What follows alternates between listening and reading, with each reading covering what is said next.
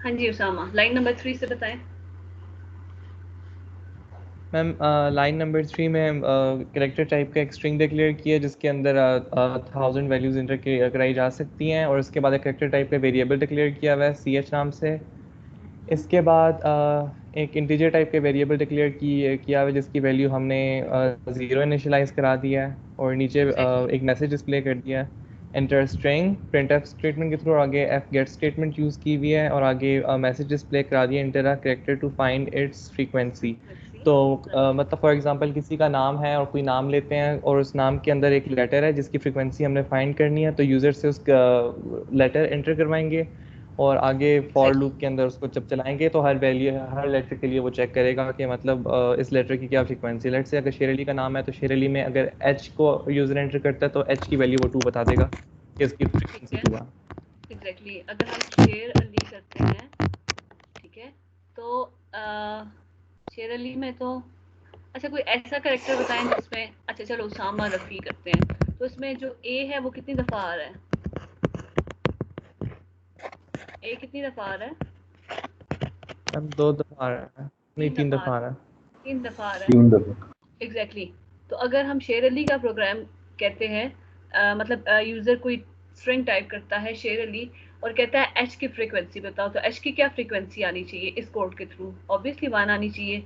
अगर यूज़र कोई टाइप करता है उसामा रफ़ी, तो ए की फ्रीक्वेंसी अगर पूछता है तो इस प्रोग्राम के थ्रू 3 फ्रीक्वेंसी आनी चाहिए ए की। ठीक है, दिस इज अ प्रोग्राम, मतलब हम इसका सोल्यूशन फाइंड आउट कर रहे हैं इन शॉर्ट। हाँ जी, लाइन नंबर 12 मुझे कोई एक्सप्लेन करेगा, ये क्या लिखी हुई है? For integer I equal to 0, 0 से इसको स्टार्ट करो, ठीक है, और स्ट्रिंग ऑफ आई में जो भी वैल्यू है is not equal to this. ठीक है, ये मैं आपसे पूछती हूँ ये क्या है, और आई को इंक्रीमेंट कर दो। मतलब ये कंडीशन उस वक्त तक चलती रहे जब तक ये पोजीशन ना आ जाए। And what is this position, कोई मुझे बताएगा? मैम टर्मिनेशन पॉइंट है। Termination pointer, very good. तो हमने पढ़ा था कि जब भी हम कोई, जैसे लेट से सी स्ट्रिंग एक यूजर ने टाइप किया, ठीक है, उसने यूजर ने कहा कि ओके टाइप सम स्ट्रिंग और राइट वन लाइन और व्हाटएवर जो भी है, तो लास्ट वाला जो एरे का इंडेक्स लोकेशन में वहां पे वो ऑटोमेटिकली ये सेव कर देता है कि ये स्ट्रिंग यहाँ पे टर्मिनेट हो चुकी है। ठीक है, तो हमें ऑब्वियसली कंडीशन वहीं तक फिर लगानी थी कि तब तक चलते रहो जब तक ये वाला आना। इसका नाम क्या था, सिंबल को क्या कहते हैं? मैम किस वाले सिंबल को? इस वाले को, इसको ma'am is not equal to, या उसके बाद जो is not equal termination to of के इट। बाद, हाँ टर्मिनेट, इसका कोई ऑफिशियल नाम था, स्पेसिफिक नाम था? ये तो नॉट इक्वल आ जाता ना, जिसे फैक्टोरियल कहा गया था लास्ट क्लास में। हाँ जी, यस मैम। फैक्टोरियल इक्वल, हाँ फैक्टोरियल इक्वल। तो ना था क्या, null character. Yes ma'am null character.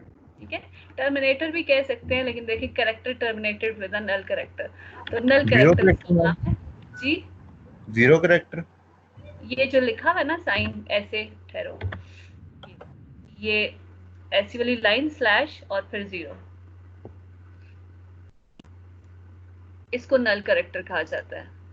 अच्छा मजे की बात बताऊं, ये 0 है या ओ है? जीरो है मैम। अच्छा, बार दफा कोई स्टूडेंट ओ भी लिख सकता है इधर।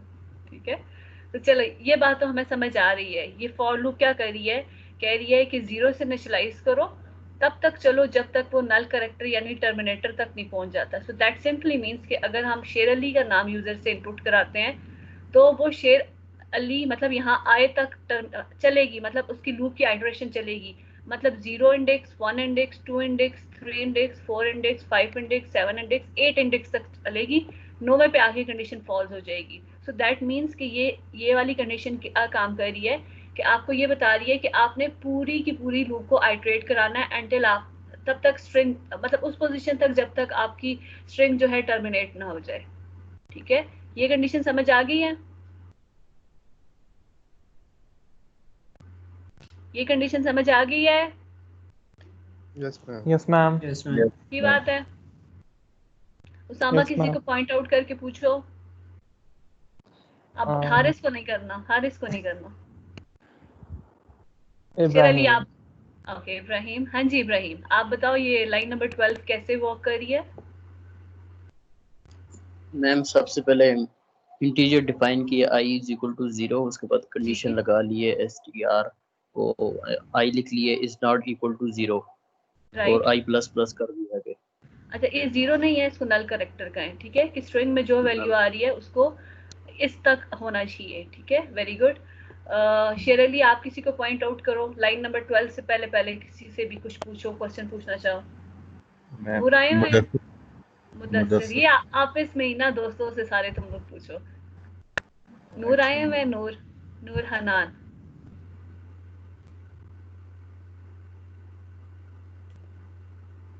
चलो जितनी देर में तुम लोग सोचोगे हम अगली लाइन में चले जाते हैं। लाइन नंबर 13 जुनैद आए हुए हैं? Junaid, yes ma'am. जी जुनैद लाइन नंबर 13 क्या काम कर रही है? पहले पढ़ के बताओ, फिर उसकी वर्किंग बताओ, फिर उसको बताओ कि फॉर के अंदर वो क्या काम करेगी। पहले मुझे पढ़ के बता दो। Okay ma'am. मैम इसमें लिखा है if C H is equal to string I, तो मैम ठीक इसका है, मतलब ये है कि मैम हम आई की वैल्यू में हमारे पास लूप के अंदर चेंज हो रही है। नहीं नहीं तो एक मैम मिनट जैसे एक मिनट एक मिनट एक यस मिनट मैम। एक मिनट, सिर्फ ऐसे मत मतलब इसको इंडिविजुअली लेके मुझे मतलब बताओ, इसको फॉर के साथ मिक्स ना करो। सिंपली मुझे बताओ कि ओके इसका क्या मतलब है। If C H is this what does that mean, इसका क्या मतलब है? Ma'am C H S T R की इक्वल हो जाएगा तो मैम उसके नीचे जो उसकी बॉडी में मैम प्रोग्राम में मैम वो रन होगा, काउंट की अच्छा मैम ये वैल्यू प्लस प्लस मतलब ये इंक्रीमेंट हो कुछ जाएगी। इस तरह की बात आप कर रहे हो कि इस वाली 13वीं स्टेटमेंट का मतलब ये होगा कि सी एच में जो भी वैल्यू है, सी एच में जो भी वैल्यू है, that can be a that can be be, जो ये यूजर दे रहा है, ठीक है, जो ये यूजर वैल्यू दे रहा है, अगर वो बराबर हो जाती है एस टी आर ऑफ आई, अगर सी एच की वैल्यू बराबर हो जाती है एस टी आर ऑफ आई में, तो काउंट में प्लस प्लस कर दो। मैं फिर बताती हूँ, यस मैम। अगर सी मैम एच एक और में, जी हाँ जी बताएं। जो फॉर की कंडीशन है उसमें मैम अगर हम नॉट इक्वल टू की जगह अगर इक्वल टू डालें तो मैम ये लूप एक बार ज्यादा चलेगा ना? अगर इक्वल टू डालें, आई डोंट नो, आप चला के देख लो। मतलब आप ये कहना चाह रहे हो, ऑब्वियस सी बात है वो यहाँ आके मतलब इसको भी चलाएगा, आइट्रेशन एक प्लस हो जाएगी, अगर 7 है तो 8 पे भी चलना चाहिए इसे, क्योंकि कंडीशन तो फॉल्स नहीं हो रही ना। मे बी वो गार्बेज वैल्यूज रिटर्न करे, क्योंकि आपने अपनी अपनी लूप को बाउंड ही कहीं नहीं किया, टर्मिनेट ही कहीं नहीं किया। देखो अब यहाँ पे तो हमने 1000 वैल्यूज के लिए रिजर्व कर दिया ना स्पेस, ठीक है, तो दैट मीन्स यस। 8 स्पेसेस तो रिजर्व कर ली गई हैं। 9वीं 10वीं 11वीं 12वीं पे कुछ गार्बेज डेटा हो सकता है। मतलब अगर मैं बहुत ही लाइक ऑप्टिमाइज प्रोग्राम लिखूं तो मुझे पता है, अच्छा जी मैंने 9 कैरेक्टर्स ही यूज करने हैं, 9 की स्ट्रिंग यूज करनी है, तो मैंने एरे का साइज 9 ही रखना है, तो वहां पे गार्बेज वैल्यू का तो कोई चांस ही नहीं बनता ना। मैंने अपने आप को बहुत लिमिटेड कर दिया है, ठीक है, कि जितना मुझे डेटा चाहिए मैं उतनी मेमोरी रिजर्व कर रही हूँ। तो आपकी बात ठीक है, अगर आप मैं इक्वल इक्वल कर देती हूँ तो आइट्रेशन के मुताबिक +1 तो चलेगा, और यहाँ पे अगर ये कर देती हूँ तो स्ट्रिंग के साइज करेक्टर के अकॉर्डिंग -1 हो जाएगा। मतलब उस परस्पेक्टिव से आपकी बात सही है कि वो एक प्लस आइट्रेशन ज्यादा चलेगा। यहाँ पे तो फॉल्स हो जाता है ना, चल तो यहाँ पे भी रहा है, चेकिंग तो यहाँ पे भी कर रहा है ना, not equal pay yes. Checking तो कर रहा है ना, बात समझ रहे हो? चल तो रहा यस है, मैम समझ। फॉल्स, हाँ जी फॉल्स होने के बाद वो लूप के बाहर आता है। तो मे बी आंसर मिला है, या दोबारा मैं थोड़ा सा समझाऊं जो आप पूछना चाह रहे नहीं थे? मैम चलो समझ वेरी गया। Good very good. तो मेन बात क्या है, हमने हमारा क्वेश्चन क्या था, हम किसी स्ट्रिंग की फ्रीक्वेंसी फाइंड कर रहे हैं, कि कोई भी स्ट्रिंग तो नहीं कहूंगी, किसी स्पेसिफिक कैरेक्टर की फ्रीक्वेंसी फाइंड कर रहे हैं कि फलाना कैरेक्टर कितनी दफा आया हुआ है, ठीक है। तो ये काम क्या कर रहा है कि वो कैरेक्टर जो यूजर ने इनपुट कराया है, अगर वो लूप में जो आप आइट्रेट करा रहे हो, मतलब जैसे हम आइट्रेट कराते थे, लूप की इनिशियल वैल्यू 0 होती थी, फिर 1 हो जाती थी जैसे हम करते थे, फिर 2 हो रही है, मतलब एस जब आइट्रेट कर रहा है तो, ठहरे मैं इसको ऐसे समझाने की कोशिश करती हूँ कि आपको क्लियर समझ भी आए। जैसे हम लूप आइट्रेट कराते थे ना, हम कहते थे लूप की इनिशियल वैल्यू 0 है, ठीक है, फिर 1 हो रही है, फिर 2 हो रही है, फिर 3 हो रही है, फिर 4 हो रही है, फिर 5 हो रही है, लेट्स से हमने शेर अली का नाम लिखवाया हुआ है SHER स्पेस A और 6 7 में I, ठीक है, और 8 में क्या आ जाएगा ये. Is that visible? Is that visible? Yes, ma'am. Yes, ma'am. ठीक है. So that means 0 1 2 3 4 5 6 7 8 index use किए गए हैं. 0 इंडेक्स पे S है, 1 इंडेक्स पे H है, 2 इंडेक्स पे E है, R है. अगर मैं अपने इसी प्रोग्राम को आइट्रेट करूं तो ये कह रहा है कि अगर CH लेट्स से मैं कहती हूँ कि मैंने इस प्रोग्राम में H को आइट्रेट कराना है, ठीक है, मैंने शेरली के नाम में H की फ्रीक्वेंसी फाइंड करनी है, ठीक है. तो CH में क्या सेव है इनिशियली, मतलब यूजर ने क्या इनपुट किया हुआ है, मैं H फाइंड कर रही हूँ, मैंने H इनपुट किया है, तो CH में क्या सेव होगा. मैम H ऑब्वियस सी बात है, मैंने H एंटर करवाया है, मैं H ही फाइंड कर रही हूँ, तो CH में H ही सेव है. अगर H बराबर है जो आप आइट्रेट करा रहे हो, मतलब H बराबर है S के, उसामा H बराबर है S के. No ma'am. नहीं, इसका मतलब है नीचे वाली स्टेटमेंट नहीं चलेगी या चलेगी, आप बताएं चलेगी. मैम कौन से वाली? नंबर 13. 14 नंबर 13 में S है और Yes, S बराबर है H के. ऑब्वियस सी No, बात है, ma'am. नहीं है, नॉट इक्वल है, तो इफ की स्टेटमेंट नहीं चलेगी, ये इफ का पार्ट आ रहा है. अब 0 नहीं रहा, अब 1 हो चुका है, ठीक है. Yes ma'am. अब CH में तो स्टिल H ही है, लेकिन STR 1 पोजीशन पे पहुंचाया है. Yes H is ma'am. Equal to H, H बराबर है H के. Yes ma'am. Yes, count plus plus, मतलब काउंट की जो वैल्यू है उसको 1 इंक्रीमेंट कर दो. काउंट की वैल्यू में क्या पड़ा हुआ है, 0. इनिशियलाइज हमने 0 से किया हुआ है ना, तो 1 हो Yes, जाएगा, ठीक है, 1. अब क्या हुआ है, आप दोबारा इंक्रीमेंट करते हो, ठीक है. अब I की वैल्यू 1 नहीं रही, अब 2 हो चुकी है, ठीक है. 2 के लिए दोबारा सेम चेक होगा, H is equal to E, क्या H बराबर है E के, नहीं, ये कंडीशन नहीं चलेगी, दोबारा इंक्रीमेंट पे चली जाएगी, फिर 4 पे जाएगा, 5 पे जाएगा, 6 पे जाएगा, 7 पे जाएगा, 8 पे आके कंडीशन फॉल्स हो जाएगी. तो काउंट में सिर्फ 1 वैल्यू आएगी, क्योंकि H एक दफा एग्जिस्ट करता है.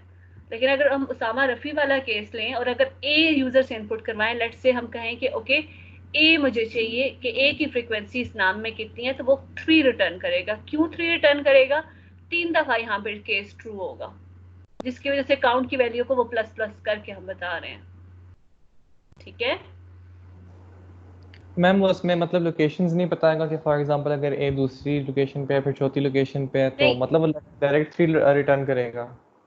उसामा क्वेश्चन हमने ये नहीं बताना, आप ये भी बता सकते हो कि फला लोकेशन पे है. क्वेश्चन इसका ये था कि एक स्पेसिफिक स्ट्रिंग में कोई स्पेसिफिक कैरेक्टर कितनी दफा आ रहा है, तो मेजर ये काम कर रहा है कि ओके 3 दफा आ रहा है, ओके 4 दफा, और मतलब ये बात हो रही है 3 दफा कंडीशन ट्रू हो रही है, 4 दफा कंडीशन ट्रू हो रही है. तो 4 दफा अगर कंडीशन ट्रू हो रही है तो दैट मींस स्पेसिफिक कैरेक्टर 4 दफा आया है तो ही ट्रू हुई है ना. लेट्स से मैं Yes, अगर ma'am. एग्जांपल देती हूँ, लेट्स से अब जैसे यही है, मैंने एक कैरेक्टर किया, मैंने अपना नाम टाइप किया और मैंने कहा मुझे A की फ्रीक्वेंसी बताइए, बताओ सिर्फ, ठीक है. तो मेरे वाले केस में A कितनी दफा आता है, 2 दफा आ रहा है. So that Yes, means ma'am. ये जब लूप में आइटरेट करेगा तो 2 दफा कंडीशन ट्रू हो रही है. पहले काउंट 0 था, जैसे ही ट्रू हुआ 1 हो गई, जैसे ही ट्रू हुआ 2 हो गई, तो काउंट की वैल्यू इन शॉर्ट बताई जा रही है, दैट इज 2. Yes ma'am. मतलब इस प्रोग्राम को का बेसिक पर्पस ये नहीं था. आप ये भी बता सकते हो, वो कैसे बताओगे, आप सिंपली प्रिंट करा दो वो लोकेशन, मतलब first location equal to str of I, second location equal to str of I. मतलब आप ये भी करा सकते हो जो हमने एक दफा लीनियर सर्च में किया था, ठीक है. यस मैम वही कह रहा था. हम एग्जैक्टली मोहम्मद सलमान ने किया बाइनरी सर्च, मोहम्मद हमजा ने किया लीनियर सर्च. तो वो उसका पर्पस क्या था, आप इंडेक्स पोजीशन बता रहे थे कि फला इंडेक्स पोजीशन पे. सेम कोड आप यूज करके इंडेक्स पोजीशन भी बता सकते हैं. आप बता दें फला लोकेशन पे जो है A आया हुआ है, ठीक है. Yes ma'am. सही है, कोई इशू तो नहीं है इसमें. No ma'am. मैं इसकी रिकॉर्डिंग भी कर दी है, अगर किसी को कोई कंफ्यूजन मैम? जी जी मैम अगर जैसे अब शेर अली से कोई वर्ड आपस में मैच